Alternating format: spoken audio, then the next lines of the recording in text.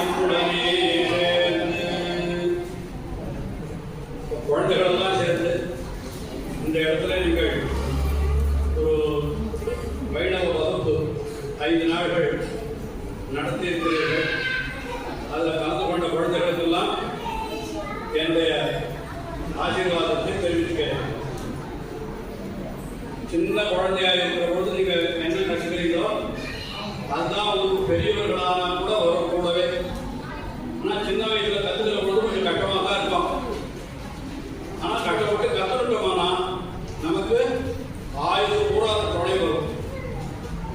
ஒரு சம்ஸ்கிருதத்தில் ஒரு ஸ்லோகம் உண்டு, என்னுடைய அர்த்தத்தை மட்டும் சொல்கிறேன். நமக்கு நாக்கு கோயில் அது 1 இன்ச்சு தான் இருக்கு. நாக்கு எவ்வளோ இருக்கு? 1 இன்ச்சு தான் இருக்கு.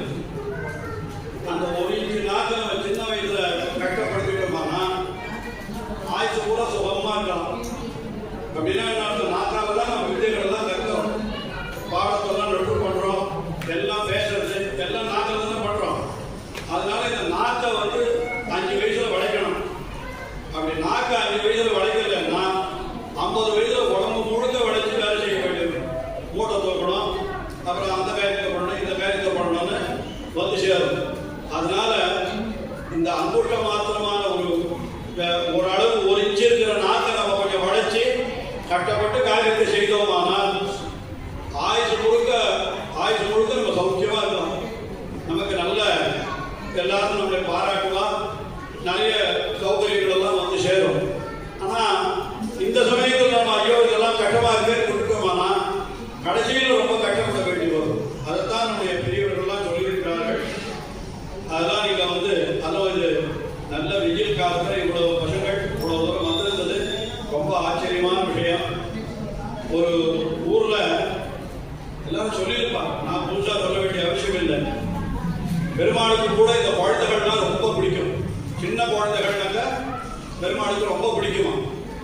அதனால தென்திருப்பேரை அப்படின்னு ஒரு திவ்ய தேசம் சொல்லியிருப்பான்னு நினைக்கிறேன். ஆழ்வார் திருநகரி, நம்மாழ்வார் அவதரித்த ஊர், பிறந்த ஊர் ஆழ்வார் திருநகரி. அது பக்கத்துல தென்திருப்பேரைன்னு ஒரு திவ்ய தேசம் இருக்கு. அந்த திவ்ய தேசத்துல நிறைய குழந்தைகள் எப்ப பார்த்தாலும் விளையாடிட்டு இருப்பாங்க, ஒவ்வொரு வாசலையும் விளையாடிட்டு இருப்பாங்க.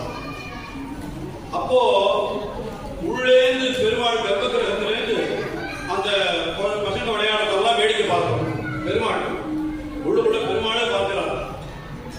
அப்போ எல்லா கோவிலையும் என்ன ஆகும், கருடன் சன்னதி இருக்கும். பெருமாள் சன்னதிக்கு நேரம் கருடன் சன்னதி இருக்கு. நம்ம பாசாசனத்தில் கூட வந்தா எப்படி இருக்கு, பாசாசனத்திற்கு நேர வெளியில கருடன் சன்னதி இருக்கு. அந்த கருடன் இருக்கிற அப்படின்னால பெருமாளுக்கு வாசல்ல விளையாடுற பசங்க சரியா தெரியலையா. அதனால என்ன சொன்னாராம் அந்த பெருமாள், கருடா கொஞ்சம் நகரி, நான் பசங்களை பார்க்கணும், நீ கொஞ்சம் தழியில் சொன்னாராம். உடனே அந்த கருடன் நடந்து போயிட்டான். அதனால இன்னைக்கு கூட அந்த தென்திருப்பேரைன்ற திவ்ய தேசத்தோட போறீங்களா கருடன் சன்னதி பெருமாளுக்கு நேரம் இருக்காது, கொஞ்சம் தழிதான் இருக்கும். என்ன காரணம், குழந்தைகள்லாம் விளையாடுறா, அதை நான் பார்க்கணும் அப்படின்னு பெருமாள் ஆசைப்படுறார் அப்படின்னு சொல்றார். அதனால என்ன தெரியுது, உங்களை மாதிரி குழந்தைகள் இந்த மாதிரி விஷயங்கள் எல்லாம் தெரிஞ்சுட்டா அது பெருமாளுக்கு உமாச்சிக்கு ரொம்ப பிடிக்கும். அது இப்ப நீங்க பண்ணிட்டீங்களா பெருமாளுக்கு நீங்க அந்த உமாச்சிக்கு உண்டாத சந்தோஷம் வேற எப்பவும் உண்டாகவே உண்டாகாது. அதனால நீங்க நிறைய இந்த மாதிரி காரியங்களை எல்லாம் செய்யணும். அது திருவல்லிக்கேணிக்கு இன்னொரு பெருமை உண்டு. இந்த ஊர்ல குழந்தைகள் விளையாட்டுன்றது தென்திருப்பேரை மாதிரி ஆழ்வார் பாதுகாப்பிலேயே சொல்றார், பிள்ளைக்குழா விளையாட்டு முறா தென்திருப்பேரையும் சேர்ந்தவன் நான் என்று. தென்திருப்பேரைன்னா பிள்ளைக்குழா விளையாட்டுன்னு சொல்றேன். உண்மையாக இப்போ தென்திருப்பேரையில் பிள்ளைக்குழா விளையாட்டு கோயிலும் நமக்கு தெரியாது. திருவல்லிக்கேணியில நம்ம ஊர்ல நிறைய பிள்ளைக்குழா விளையாட்டு. அது போல இப்ப நாளைக்கு பிரம்மோத்சவம் வந்ததுன்னா என்ன பார்க்க போறீங்களோ, பெருமாள் பின்னாலேயே பசங்க சின்ன குழந்தைகள் பெருமாள் பண்ணிட்டு வராங்களா இல்லையா, எத்தனை பேர் வரா. அது திருவல்லிக்கேணியில மட்டும்தான் பார்க்கலாம். எனக்கு தெரிஞ்சு வேற எந்த ஊர்லயும் காணும் அந்த மாதிரி. அதனால திருவல்லிக்கேணியில குழந்தைகள் விளையாட்டு. உண்மையா சொல்றேன், நான் குழந்தையா இருந்துச்சு அப்படி விளையாடி இதே பெருமாளோட பின்னால நான் சின்ன வயசுல வந்திருக்கேன். இப்ப எனக்கு 70 வயசு ஆகி போச்சு. நான் சொல்றது எத்தனை வருஷம் முன்னால, 65 வருஷம் முன்னால நடந்த விஷயத்தை நான் சொல்றேன். 65 வருஷம் முன்னால இதே மாதிரி குழந்தைகளோட நான் காலத்துல பெருமாள் விளையாட்டு எல்லாரும் வந்து பண்ணுவோம், பெருமாள் எல்லாம் வச்சுட்டு எங்காத்துல உற்சவம் எல்லாம் நடத்துவோம். அந்த மாதிரி எல்லாம் நடத்திருக்கோம். இப்ப இந்த ஊருக்கு அது குழந்தைகள் விளையாட்டு ஒரு பெருமை தான். அது தவிர இன்னொரு பெருமை இந்த ஊருக்கு என்ன சொல்லியிருக்கான்னு கேட்டா, புருஷால விட ஸ்திரீகளுக்கு பொம்மநாட்டிகள் லேடிஸ்க்கு தான் கொஞ்சம் பெருமை ஜாஸ்தி சொல்லிட்டார் ஆழ்வார். என்ன சொன்னார் இந்த ஊரை? ஒப்பவர் இல்லா மாதர்கள் வாழும் ஆடமாமையிலை அப்படின்னு சொல்லிட்டார். இந்த ஊருக்கு மற்ற ஊருக்கெல்லாம் ஏதோ பெருமை சொல்றார்.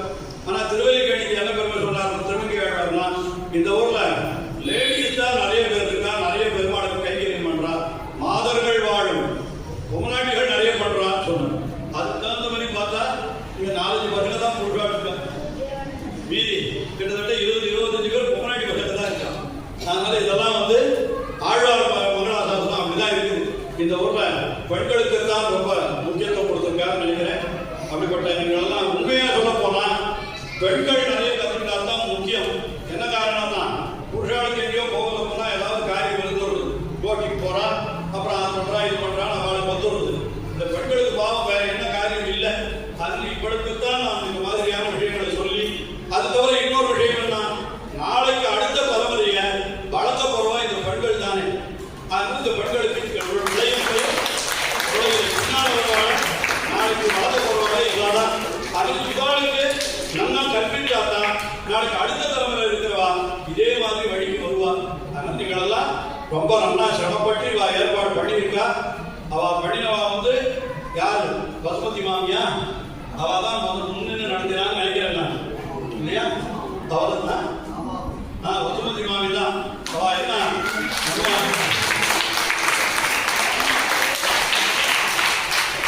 சம்பிரதாயத்துல பெரிய வித்வானா இருந்தார். அவரை போல ஒரு காலம் கிடையவே கிடையாது. காஞ்சிபுரம் பிரதிவாதி வைகரம் நகராச்சாரிய சுவாமின்னு சொன்னா அப்படியே எல்லாரும் எழுந்து நின்று கையை கொடுக்குவார். அவ்வளவு பெரிய வித்வானா இருந்தவர்.